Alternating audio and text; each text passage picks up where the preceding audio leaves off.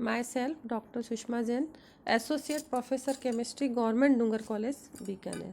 आज मैं आपको 8th ए पेपर के टॉपिक डिस्कनेक्शन अप्रोच का सब टॉपिक कीमोसिलेक्टिविटी के बारे में बताऊंगी कि कीमोसिलेक्टिविटी क्या है और ये जो प्रॉब्लम है वो कहाँ आती है और इसको हम कैसे रिमूव करते हैं। एक्चुअली जो कीमोसिलेक्टिविटी की प्रॉब्लम हमें दूर करनी होती है, जब हम नेचुरल प्रोडक्ट की सिंथेसिस करते हैं तब वहाँ पर कीमोसिलेक्टिविटी की प्रॉब्लम आ जाती है और उसे हम कई सारी मेथड्स हैं उनके द्वारा दूर करते हैं। तो हमें ये जानना ज़रूरी हो जाता है कि कीमोसिलेक्टिविटी क्या होती है।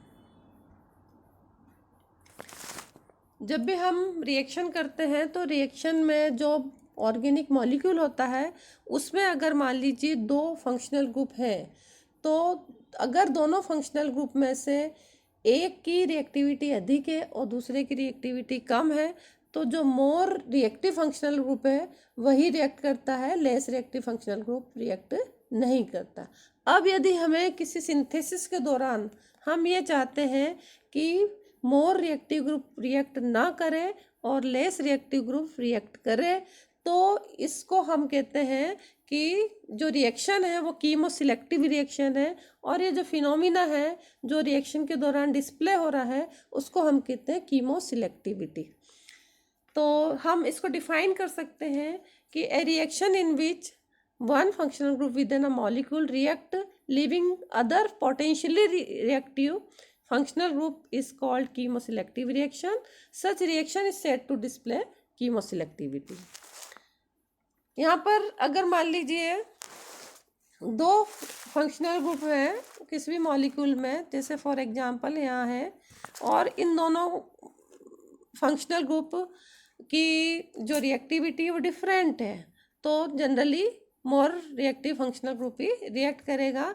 जैसे यहाँ पे पहले हम डिस्कनेक्शन देखते हैं इस मॉलिक्यूल का, कि अगर हम इस मॉलिक्यूल को डिस्कनेक्ट करते हैं तो आफ्टर 2 हेटेरोएटम यहाँ से ये डिस्कनेक्ट होगा और हमें 2 सिंथोन प्राप्त होंगे और ये दोनों इस दोनों सिंथोन के सिंथेटिक इक्विवेलेंट हैं। अब अगर हमें सिंथेसिस करनी होगी तो हम क्या करते हैं कि ये जो सिंथेटिक इक्विवेलेंट बने इनकी रिएक्शन करते हैं आपस में। तो रिएक्शन करने से पहले हम यहाँ पर जो पैरा हाइड्रोक्सी बेंजोइक एसिड है इसकी रिएक्शन बेस के साथ करते हैं, तो हमें एक डायनाइन प्राप्त होता है। यहाँ पर 2 ग्रुप हैं, एक कार्बोक्सिलेट ग्रुप है और दूसरा फिनॉक्साइड का फिनोलेट ग्रुप हो गया। इन दोनों की रिएक्टिविटी डिफरेंट है। ये जो O- ग्रुप है वो CO- ग्रुप की तुलना में अधिक रिएक्टिव है।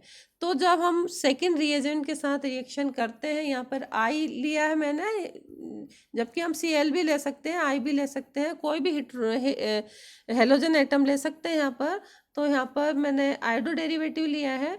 तो आइडो इस जो सेकेंड रिएजेंट है इसकी जब हम रिएक्शन करेंगे तो मोर रिएक्टिव O- ग्रुप है बजाय कि CO- के, तो रिएक्शन ये O- कर लेगा और हमें टारगेट मॉलिक्यूल प्राप्त हो जाएगा। तो ये एक नॉर्मल कंडीशन है, इसमें कहीं पर भी कीमोसिलेक्टिविटी की प्रॉब्लम नहीं आई है। लेकिन अगर हम दूसरा एग्जाम्पल देखते हैं, इसमें यहाँ पर NH2 ग्रुप लगा है, दूसरा OH ग्रुप लगा है। NH2 ग्रुप जो है OH ग्रुप की तुलना में मोर रिएक्टिव है। तो जनरल कंडीशन में अगर हम किसी भी रिएजेंट के साथ रिएक्शन करवाएंगे तो NH2 ग्रुप उसके साथ रिएक्ट करेगा, OH ग्रुप रिएक्ट नहीं करेगा। अब हम ये चाहते हैं कि NH2 ग्रुप रिएक्ट ना करे और OH ग्रुप रिएक्ट करे, तो हमें इस NH2 ग्रुप को इनएक्टिव करना पड़ेगा। इनएक्टिव करने के लिए हमारे पास कई सारे तरीके हैं, कई सारी विधियां हैं जिसके द्वारा कि हम मोर रिएक्टिव ग्रुप NH2 को या किसी भी और ग्रुप को हम इनएक्टिव कर सकते हैं। जैसे यहाँ पर हमने क्या किया है कि जो NH2 ग्रुप है इसको ब्लॉक कर दिया एसिटिक एनहाइड्राइड के साथ रिएक्शन करके, तो NH2 ग्रुप जो है वो कन्वर्ट हो गया NHCOCH3 में, जो कि लेस रिएक्टिव है किसकी तुलना में, OH की तुलना में।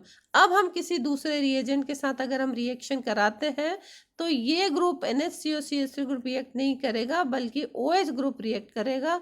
तो यहाँ पर जो हमारे पास कीमोसिलेक्टिविटी की जो प्रॉब्लम आई थी वो हमने दूर कर दी। जो मोर रिएक्टिव ग्रुप है उसको ब्लॉक करके। तो ये इस तरह की रिएक्शन कहलाती है कीमोसिलेक्टिव रिएक्शन, और फिनोमिना कहलाता है कीमोसिलेक्टिविटी।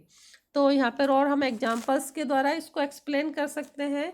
ये यहाँ पर एक मॉलिक्यूल है और इसकी रिएक्शन जब हम फिनाइल मैग्नीशियम ब्रोमाइड के साथ करते हैं तो यहाँ पे दो फंक्शनल ग्रुप है, एक CO ग्रुप है, दूसरा COOET ग्रुप है।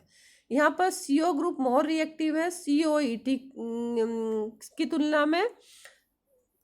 अब हम इस रिएक्शन में इसकी जब हम इस मॉलिक्यूल की रिएक्शन हम फिनाइल मैग्नीशियम ब्रोमाइड के साथ कराते हैं और हमें जो डिजायर्ड प्रोडक्ट है वो हमें ये चाहिए, लेकिन चूंकि CO ग्रुप ये वाला मोर रिएक्टिव है तो इन जनरल कंडीशन में ये ग्रुप रिएक्ट नहीं करेगा और कौन सा ग्रुप रिएक्ट करेगा, CO। यानी कि अगर हम रिएक्शन कराते हैं तो हमें जो प्रोडक्ट मिलेगा वो ये वाला प्रोडक्ट मिलेगा, ये वाला प्रोडक्ट नहीं मिलेगा। लेकिन हम चाहते हैं ये वाला प्रोडक्ट हमें मिले, तो ये यहाँ पर एक तरह से कीमोसिलेक्टिविटी की प्रॉब्लम आ गई कि यहाँ पे जो दो फंक्शनल ग्रुप जुड़े हुए हैं जिसमें कि कीटोनिक ग्रुप मोर रिएक्टिव है और ये वाला जो कीटोनिक ग्रुप है COET का वो लेस रिएक्टिव है, लेकिन हमें रिएक्शन इसी के साथ करानी है, इस CO के साथ करानी है, ना कि इस CO के साथ। तो हम क्या करेंगे कि ये जो मोर रिएक्टिव ग्रुप है जिसके साथ हमें रिएक्शन नहीं करानी, जिस हम ये चाहते हैं कि ये ग्रुप ये वाला कीटोनिक ग्रुप रिएक्ट ना करे, तो हम इस वाले कीटोनिक ग्रुप को ब्लॉक कर देंगे। किसके द्वारा? हमने इसको ब्लॉक कर दिया इथेन 1,2 डायोल के साथ, और हमने इसको ब्लॉक करके ये साइक्लिक कंपाउंड यहाँ पर साइक्लिक रिंग प्राप्त हो गई यहाँ पर। तो अब ये चूंकि ये जो कीटोनिक ग्रुप है वो इस साइक्लिक रिंग के रूप में ब्लॉक हो गया, तो अब हम जब इसकी रिएक्शन कराएंगे इस कंपाउंड की, तो यहाँ पर ये चूंकि ब्लॉक हो गया है तो केवल ये ही कीटोनिक ग्रुप रिएक्ट करेगा। 2 मोल फिनाइल मैग्नीशियम ब्रोमाइड के साथ कराते हैं तो हमें ये कंपाउंड ये प्रोडक्ट मिलता है, और जब हम इसकी हाइड्रोलिसिस कराते हैं तो हमें जो डिजायर्ड प्रोडक्ट है वो हमें प्राप्त हो जाता है। यही डिजायर्ड प्रोडक्ट हमने यहाँ पे स्टार्टिंग में बताया था कि हमें ये डिजायर्ड प्रोडक्ट चाहिए, ये वाला डिजायर्ड प्रोडक्ट, और हम जो मोर रिएक्टिव ग्रुप को हमने ब्लॉक करके डिजायर्ड प्रोडक्ट को प्राप्त कर लिया है इस वाले को ब्लॉक करके। और भी हम कई दूसरी मेथड अप्लाई कर सकते हैं। कई बार हम कोई स्पेसिफिक रिएजेंट को यूज करके अथवा स्पेसिफिक सॉल्वेंट को यूज करके हम कीमोसिलेक्टिविटी की जो प्रॉब्लम है उसको रिमूव कर सकते हैं। जैसे यहाँ पर इस वाले मॉलिक्यूल में 2 कीटोनिक ग्रुप है, एक CO है, एक C डबल बॉन्ड OMe का ग्रुप है कीटोनिक ग्रुप, 2 कीटोनिक ग्रुप में से। अब हम ये चाहते हैं कि COMe का कीटोनिक ग्रुप रिड्यूस हो, तो हम यहाँ पर एक स्पेसिफिक रिएजेंट यूज करते हैं लिथियम एल्यूमिनियम हाइड्राइड। इसके द्वारा जब हम रिडक्शन करते हैं तो ये कीटोनिक ग्रुप रिड्यूस नहीं होता, बल्कि COMe वाला कीटोनिक ग्रुप रिड्यूस होता है किसमें, CHOH में, और हमें ये डिजायर्ड प्रोडक्ट प्राप्त हो जाता है। तो और इसी तरह से मान लीजिए हम ये चाहते हैं कि ये वाला कीटोनिक ग्रुप यानी COMe का जो कीटोनिक ग्रुप है वो रिड्यूस ना हो, सिंपल हमारा जो कीटोनिक ग्रुप है ये वाला ये रिड्यूस हो, तो अब हम क्या करते हैं, दूसरा रिएजेंट यूज करते हैं सोडियम बोरोहाइड्राइड। तो ये वाला जो कीटोनिक ग्रुप है वो CHOH में रिड्यूस हो जाता है। यानी कि हम स्पेसिफिक रिएजेंट को यूज करके हम कीमोसिलेक्टिविटी की प्रॉब्लम को दूर कर सकते हैं। और भी कीमोसिलेक्टिव रिडक्शन के एग्जांपल्स हैं, जैसे यहाँ पर ये एक कंपाउंड है। अब इस कंपाउंड में हम चाहते हैं कि ये जो इथेनिलिक डबल बॉन्ड है ये वाला बॉन्ड रिड्यूस हो, ये कीटोनिक ग्रुप रिड्यूस ना हो, तो हम इसकी का रिडक्शन पैलेडियम के द्वारा करवाते हैं H2PPD के द्वारा। तो ये जो ये डबल बॉन्ड है, रिंग का जो डबल बॉन्ड है वो रिड्यूस हो जाता है और हमें ये प्रोडक्ट प्राप्त होता है। और अगर हम ये चाहते हैं इस कंपाउंड में कि जो कीटोनिक ग्रुप है, कार्बोनाइल ग्रुप है, कीटोनिक ग्रुप है, ये रिड्यूस हो और इथेनिलिक डबल बॉन्ड रिड्यूस नहीं हो, तो हम इसकी रिएक्शन सोडियम बोरोहाइड्राइड के साथ in presence of cerium chloride के उपस्थिति में कराते हैं। तो हमें ये प्रोडक्ट प्राप्त हो जाता है, यानी ये वाला जो कीटोनिक ग्रुप है वो रिड्यूस हो गया CHOH में, और ये जो इथिलीनिक डबल बॉन्ड है वो एज इट इज ही रहा। तो इस तरह से कीमोसिलेक्टिव रिडक्शन हम करवा सकते हैं स्पेसिफिक रिएजेंट को यूज करके। और भी मेथड्स हैं जिसमें कि अगर मान लीजिए दो आइडेंटिकल फंक्शनल ग्रुप है किसी भी मॉलिक्यूल्स में, तो हम क्या करते हैं कि जो रिएजेंट है उसका वन इक्विवेलेंट यूज करके एक फंक्शनल ग्रुप को रिड्यूस कर सकते हैं। जैसे यहाँ पर ये दो आइडेंटिकल ग्रुप है OH और दूसरा OH ग्रुप ये है।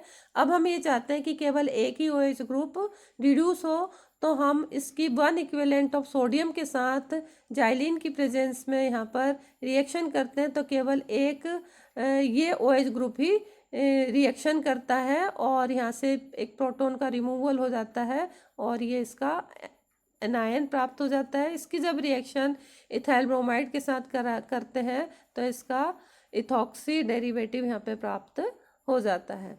तो इस तरह से हम यहाँ पे जो दो ग्रुप थे उनमें से केवल एक यही वाले फंक्शनल ग्रुप ने रिएक्ट किया और हमें ये फाइनल प्रोडक्ट प्राप्त हो गया है। यदि किसी मॉलिक्यूल में दो आइडेंटिकल फंक्शनल ग्रुप जुड़े हुए हैं तो वहाँ पर एक ग्रुप हम चाहते हैं कि केवल एक ही ग्रुप रिएक्ट करे, तो इसी स्थिति में हम पाए, जैसे यहाँ पर एग्जांपल है, इसमें हम पार्शियल रिडक्शन कर सकते हैं इन presence of specific reagent sodium hydrogen sulphide के द्वारा, और हमें केवल एक NO2 ग्रुप ही NH2 ग्रुप में कन्वर्ट होता है। अब यदि मान लीजिए दो आइडेंटिकल फंक्शनल ग्रुप हैं और तब भी हम चाहते हैं कि केवल एक ही रिएक्ट करें, तो हम कई बार उनका डेरिवेटिव बना लेते हैं और डेरिवेटिव बनाकर हम एक ही फंक्शनल ग्रुप को रिएक्ट करवा लेते हैं। जैसे यहाँ पर सक्सिनिक एसिड है, इसकी एसिटिक एनाइड्राइड के साथ रिएक्शन की तो सक्सिनिक एनाइड्राइड बन गया, और जब हम इसकी मेथिल अल्कोहल के साथ रिएक्शन करते हैं तो इसका डेरिवेटिव बन गया, ये हाफ एस्टर बन गया, जिसमें केवल एक COH ग्रुप अनरिएक्टेड रहा, केवल एक COH ग्रुप ने ही रिएक्ट किया और ये बन गया COMe। फिर जब हम इसकी रिएक्शन करते हैं तो CSOCl2 के साथ, तो सेकंड वाला COH ग्रुप रिएक्ट कर जाता है और इसका COCl में COH ग्रुप जो है वो COCl में कन्वर्ट हो जाता है। कई बार क्या होता है कि दो ग्रुप किसी मॉलिक्यूल में जुड़े हुए हैं और वो हमें ऐसा लग रहा है कि वो आइडेंटिकल है, लेकिन वास्तव में पूरी तरह से आइडेंटिकल नहीं होते हैं। तो ऐसी स्थिति में हम उन वहाँ पर जो हम ये चाहते हैं कि केवल एक ही ग्रुप रिएक्ट करे, तो वहाँ पर हमें इस तरह का अटेम्प्ट नहीं करना चाहिए, क्योंकि अगर मान लीजिए ये मॉलिक्यूल है और इसकी रिएक्शन अगर हम बेस की उपस्थिति में मेथिल आयोडाइड के साथ करते हैं और हम ये चाहते हैं कि केवल एक ही OH ग्रुप रिएक्ट करे और हमें ये प्रोडक्ट प्राप्त हो, तो इस तरह का प्रोडक्ट प्राप्त नहीं होता है। इसी तरह से इस वाले कंपाउंड में भी इसकी रिएक्शन भी अगर हम बेस की उपस्थिति मेथिल आयोडाइड के साथ करते हैं और चाहते हैं कि केवल एक ही OH ग्रुप ये अथवा ये रिएक्ट करे, लेकिन हमें ये ग्रुप ये कंपाउंड प्राप्त नहीं होता है। यानी कि अगर दोनों फंक्शनल ग्रुप आइडेंटिकल नहीं है, नियरली आइडेंटिकल है, तो हमें इस तरह की अप्रोच को छोड़ देना चाहिए कि हम केवल एक ही फंक्शनल ग्रुप को रिएक्ट करवा लें।